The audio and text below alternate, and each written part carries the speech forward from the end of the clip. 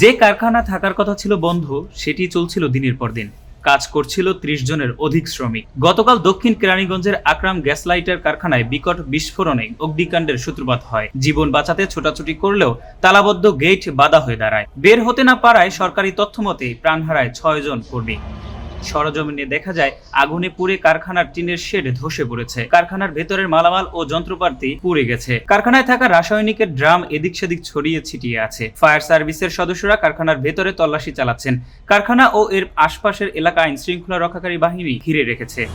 জানা গেছে ১ বছর আগে একই কারখানায় অগ্নিকাণ্ডের ঘটনা ঘটলে প্রশাসন বন্ধ করে দেয় কারখানার কার্যক্রম। তবুও সামনের গেট বন্ধ রেখে অবাধে প্রশাসনের নাকের ডগায় বসে কারখানা পরিচালনা করতেন মালিক আকরাম। বয়স্ক লোক নেই না, আমাদেরকে নিব না, আমরা আসছি কাজের জন্য, আমাদেরকে নেই বয়স্ক লোক নিবে না, আপনারা কাজ করতে পারবেন না, নেই ১২-১৩ বছর মেয়েদেরকে নেই। গত বছর না ৭৩ বছর আগুন ধরছে ওই কন্যার ঘরে, তারপরে কত লোক মারাতে ১২-১৩ দিন বন্ধ ছিল, হ্যাঁ আবার টাকা টুকা খাওয়াইয়া আবার হ্যাঁ কারখানা চালু করছে। তো এটার যে ফ্যাক্টরি, যে মূল ফ্যাক্টরিটা যেটা, এটাকে অনেক সেটুভাবে কাজ করে। ওরা বলতে ভিতরে যারা কাজ করে তো বাইরে গেটটা লাগিয়েছে, ওরা বাইরে যে গেটটা লাগাচ্ছে, তারও ভিতরে যারা কাজ করে, যারা জনকে বাইরে নক করে ওই সময় গেটটা খুলে বাইর করে দেয়। এমন মর্মান্তিক দুর্ঘটনায় কারখানার মালিক আকরামের সর্বোচ্চ শাস্তি দাবি করছেন কারখানার শ্রমিক ও স্থানীয়রা। একটা মেয়ে ওখান থেকে এসে বললো যে আগুন লাগছে, পরে আমরা শূন্য দেখছি যে আগুন উপর দিয়ে আগুন বাড়িতেছে, দেখতে ভয় যে এখান দিয়ে দেওয়ালটাকে বাড়িয়েছিলাম, আর পিছে কিছু দেখি নাই, তাকাই নাই পিছে। শাস্তি চাই, আর ফাঁসি দিব, আর সম্পদ লয়ে দেব সরকার নিয়ে, যেটি মরিয়া গেছে এদিকে দিব। কেন বাড়ি আছে, বিশাল বাড়ি।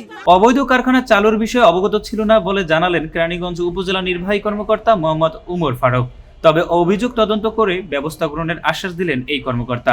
না, অবৈধ কারখানা এটা ছিল, এটা আসলে জানা ছিল না। আমরা এখানে যখন দুর্ঘটনা ঘটেছে এরপরে খতিয়ে দেখলাম যে আসলে কারখানাটি অবৈধ, এবং অনেক বিষয় দিয়ে এখানে আমাদের কাছে উপস্থাপিত হয়েছে। বিশেষত যেটা বললেন যে শিশু শ্রম, সে বিষয়ে আমরা খতিয়ে দেখছি যে আসলে এখানে শিশু শ্রম সহ আদার যে লোফলসগুলো আছে সেগুলো ঘটেছে কিনা। সেই অনুযায়ী তদন্ত কমিটি যখন আপনার এই তদন্ত করে পুরো বিষয়টা ওয়াকিবল হয়ে উপস্থাপন করবেন, দেন সেই অনুযায়ী আপনার ব্যবস্থা নেওয়া হবে। একই স্থানে বারবার অগ্নিকাণ্ডের ঘটনা ঘটলেও নীরব ছিল প্রশাসন। এতগুলো প্রাণ যাওয়ার ঘটনার দায় কি শুধুই মালিক পক্ষের?